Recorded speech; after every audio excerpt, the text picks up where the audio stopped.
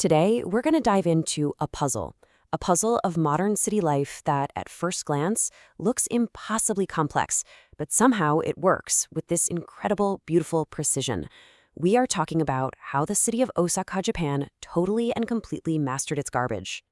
You know that feeling, right? You're standing there in your kitchen, holding some random piece of trash, and you just freeze. Is this part recyclable? Can this go in here? It's that little moment of confusion we all face. Well, okay, now imagine you're in Osaka. You've got a pair of old shoes. What do you do with them? Where do they go? All right, how about an empty spray can? What's the rule for that one? And what on earth is this? A sticker that you have to buy just to throw something away? I know, it seems impossibly complicated, but that's the puzzle, and it's a puzzle that Osaka has solved brilliantly. So let's break it down and see exactly how they did it. Okay, so here's our game plan for cracking this code. First up, we'll cover the golden rules. Then we'll get into sorting your everyday waste. After that, how to handle all those special, bulky items. Then we'll look at the support systems that go beyond just the curb. And finally, we'll tie it all together and see why this system is such a big deal. First things first, the golden rules. You know, before you can sort a single thing, you have to get these core principles down. Think of them as the simple, unshakable foundation for everything else we're going to talk about. The rules are actually pretty simple, but they are absolutely key. First, your bags have to be transparent or semi-transparent, so the collectors can actually see what's inside. You put them out on the right day, right before collection time. No hiding your trash in cardboard boxes. And here's the kicker. If you sort it wrong, they will leave the bag right there with a notice sticker on it. It's all about accountability. And of course, if a typhoon's rolling in, collection is off. Safety first. All right, with those basics down, let's get into the nitty-gritty of sorting your daily waste. This is the stuff you're dealing with day in and day out, from food scraps to all those plastics. So the most common category is ordinary garbage, which gets picked up twice a week. This is for smaller stuff, under 30 centimeters. Think kitchen scraps, which you have to drain really well, by the way. It also includes things like broken glass, and they ask you to wrap it in thick paper and label it kiken. That's kiken, which means danger. It's all about protecting the collection crews. And check this out.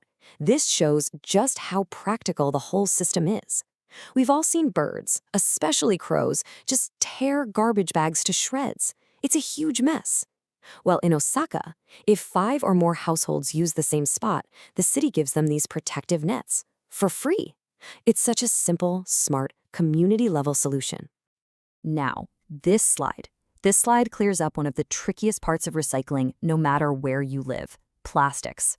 Osaka makes this really crucial distinction. On one side, you've got containers and packaging plastic, so things that wrap a product, like a shampoo bottle.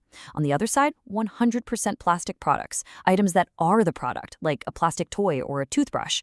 It's a simple idea, but it's a brilliant distinction, and once you get it, sorting becomes so much easier.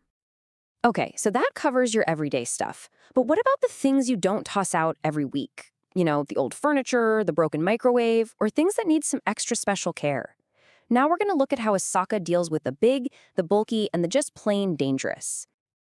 For anything bigger than 30 centimeters, you can't just drag it out to the curb. Nope. There's a clear 4-step process. First, you apply for a pickup. Then they give you a collection date and tell you the fee. Third, you go buy one of those special stickers for the right amount. And finally, you stick it on and put the item out on the scheduled day. It's organized, it's fair, and it makes sure those huge items are handled the right way. And hey, remember that mystery sticker from the beginning? It all makes sense now. You just pop into a local convenience store to buy them. The fee, which can be 200, 400, 700, or 1,000 yen, just depends on what you're getting rid of. So a small appliance is going to cost way less than a big sofa. It's a pretty straightforward user-paced system that keeps the whole thing running smoothly. Okay, this next part is, well, it's a huge deal. Some items aren't just a headache to recycle, they are actively dangerous if you get it wrong. And the city takes this risk incredibly seriously. And this is exactly why. Just think about it. Things like lithium-ion batteries, lighters, spray cans, they can literally explode when they get compressed inside a garbage truck. The city's official guides are full of warnings that these things have caused serious fires in their vehicles. That is why they must never, ever go in with the regular trash. They have their own strict, separate set of rules. You know, a system this detailed can't possibly work with just a list of rules. It needs a really strong support network. And in Osaka, that's this fascinating mix of super modern, high-tech solutions and really personal, high-touch community care. So here's the high-tech part. And of course, there's an app for that. The Sanaru app is basically your personal garbage guru. It gives you the specific collection schedule for your neighborhood, a super detailed sorting guide, and it'll even send you alerts for things like typhoon cancellations. It puts all the answers you need right in the palm of your hand. And then, on the complete other end of the spectrum, you have the high-touch solution. This is the Fuyai or Friendly Collection Service. For households where elderly or disabled residents just can't manage taking out the trash, city staff will come right to their door and pick it up, for free. This shows you it's a system with real heart, making sure that nobody gets left behind. And the support network keeps on going. For all those other little tricky items, small electronics, old batteries, used printer cartridges, there's a whole network of these special collection boxes set up at public places like district offices. It just makes recycling these valuable or potentially hazardous materials super convenient for everyone. So after seeing all these details, the rules, the sorting, the apps, the special services, you might be asking yourself, why? Why go to all this trouble? And the answer really gets to a deeper philosophy about what it takes to run a truly great city. It really all boils down to 4 huge wins. First, public safety.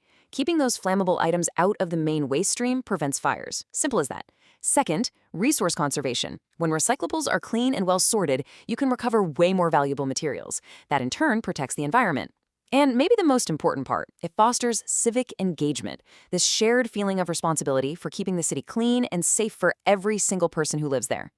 So when you see this clean Osaka truck, you're not just looking at a garbage truck. You're seeing the end result of millions of tiny, correct choices made by millions of residents every single day. Yeah, it's a complex system, but it's all working towards a simple and incredibly powerful goal, a cleaner, safer city for everyone. And that brings us to a final question, something for you to think about.